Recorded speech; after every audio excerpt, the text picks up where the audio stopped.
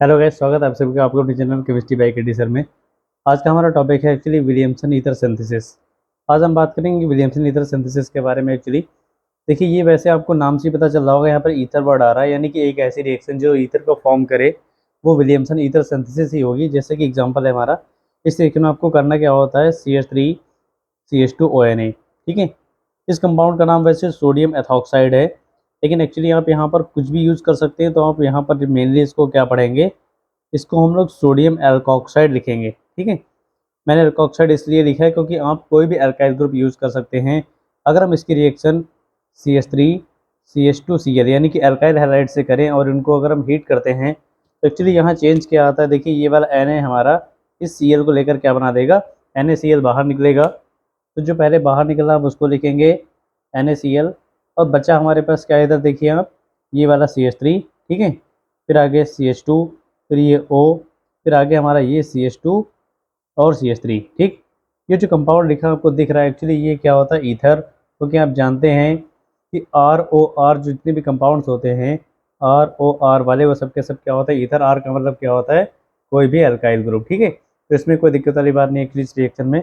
अब मैं आपको बता देना चाहता हूँ कि आगे इससे हम लोग एरोमेटिक ईथर भी बना सकते हैं। एरोमेटिक ईथर को अगर आपको बनाना है तो आप क्या यूज़ करेंगे, वहाँ पर CH3Br की रिएक्शन आप करेंगे C6H5ONA के साथ, C6H5ONA के साथ करेंगे अगर आप, तो देखिए यहाँ पर भी वही काम होगा जो ऊपर हुआ था। एक्चुअली ये हमारा Br इस वाले Na के साथ क्या फॉर्म करेगा, NaBr। ठीक है, तो सबसे पहले आप यहाँ पर लिख देते हैं क्या बनाएगा हमारे NaBr, प्लस में बन जाएगा हमारा CH3, फिर ये वाला O और C6H5।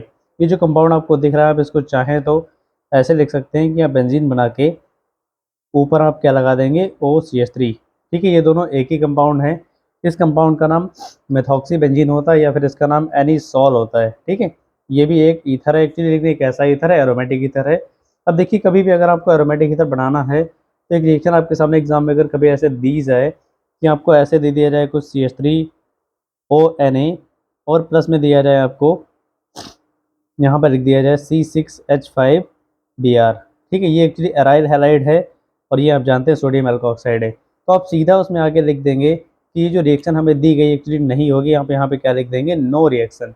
क्योंकि जो हमारे एल्काइल एराइल हैलाइड्स होते हैं एक्चुअली वो लेस रिएक्टिव होते हैं अगेंस्ट न्यूक्लियोफिलिक सब्स्टिट्यूशन रिएक्शंस के लिए। तो हम ऐसे बोल सकते हैं कि जो एराइल हैलाइड हैं उनकी लेस रिएक्टिविटी होने की वजह से न्यूक्लियोफिलिक सब्स्टिट्यूशन रिएक्शन के लिए वो कभी भी इस रिएक्शन को प्रोसीड नहीं करेंगे, यानी इसमें रिएक्शन नहीं हो पाएगी। तो एक्चुअली अगर आपसे कोई पूछता है कि विलियमसन ईथर सिंथेसिस होती क्या है, तो आप वहाँ पर लिखेंगे when sodium alkoxide react with alkyl halide और aryl halide, sorry alkyl halide, then we get ether. This reaction is called Williamson ether synthesis. तो आज के हमने इस वीडियो में सीखा कि विलियमसन ईथर सिंथेसिस क्या होती है।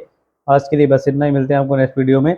एक्चुअली मैंने आपको बताया था 40 मोस्ट इंपॉर्टेंट रिएक्शंस, उसका मैं पार्ट थर्ड ये मैं आज अपलोड करूँगा एक्चुअली। और पार्ट 1 में और 2 मैंने अपलोड कर दिया। पार्ट 1 में मैंने आपको बताया वुड्स रिएक्शन के बारे में, वुड्स फिटिक के बारे में, सॉरी फिटिक की रिएक्शन के बारे में।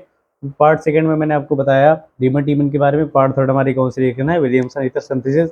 ये ईथर चैप्टर की सबसे, actually alcohol phenol ether chapter में जो ईथर टॉपिक है उसकी सबसे मोस्ट इंपॉर्टेंट रिएक्शन है। तो आप इस रिएक्शन को जरूर पढ़ें। आज के लिए बस इतना ही, मिलते हैं आपको नेक्स्ट वीडियो में। धन्यवाद।